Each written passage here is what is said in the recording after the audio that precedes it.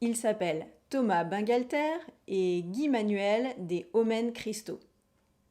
Ce sont deux amis d'enfance qui s'intéressent au début de la musique techno dans les années 90.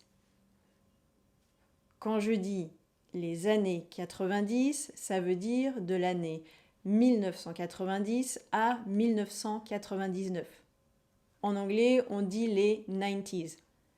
En français, on dit les années 90. Cette musique électronique arrive alors dans les lieux underground des grandes villes européennes comme Paris. Les deux amis ne fréquentent pas les grands clubs parisiens et composent alors de la pure musique techno.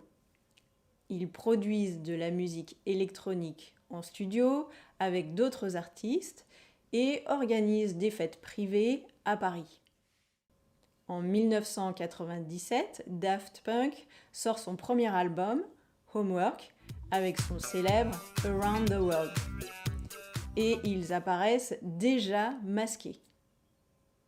En 1998, un des membres de Daft Punk, Thomas Bangalter, crée avec deux autres amis le groupe éphémère Stardust, qui ne sortira qu'une seule chanson, un succès international, Music Sounds Better With You, que l'on peut traduire par la musique est meilleure avec toi. Meilleur, mieux, on est dans la comparaison, alors que la meilleure, le mieux, on parle du numéro 1. Thomas et son ami Guy Manuel sortent ensuite leur deuxième album, Discovery, en 2001. Cet album va les installer comme superstars de la musique électronique avec un titre comme One More Time.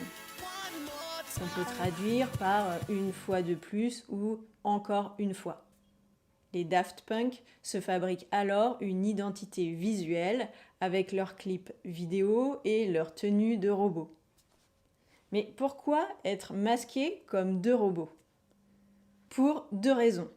Ça leur permet de rester incognito malgré leur succès planétaire et ces personnages entretiennent aussi le mystère autour de ce groupe qui évite les médias. Dans le magazine français, ils expliquent « Nous communiquons peu ». Peu, ça veut dire pas beaucoup. Quand ils disent « Nous communiquons peu », ça veut tout simplement dire « Nous ne communiquons pas beaucoup ». Et ils ajoutent « Quand on lâche 15 secondes de musique, on a l'impression d'être l'oncle du dîner de famille, celui qui ne parle jamais, mais quand il se met à parler, tout le monde l'écoute. » En effet, les Daft Punk préfèrent se concentrer sur leur tournée mondiale Alive en 2007 et les grands festivals de musique comme Coachella. Ils offrent au monde leur quatrième et dernier album en 2012 avec le célèbre Get Lucky, chanté par Pharrell Williams. On peut dire que Daft Punk est désormais entré dans la légende. Désormais, ça veut dire à partir de maintenant. D'ailleurs, un medley de leur plus grand succès a été joué un 14 juillet, le jour de la fête nationale en France, par l'orchestre de l'armée française, devant le président Macron et ses invités internationaux sur l'avenue des Champs-Élysées. Alors, associer Daft Punk et le défilé du 14 juillet peut sembler bizarre, c'est vrai. Mais il faut voir ce que cela signifie. Ils font désormais partie de l'héritage et du patrimoine de la France.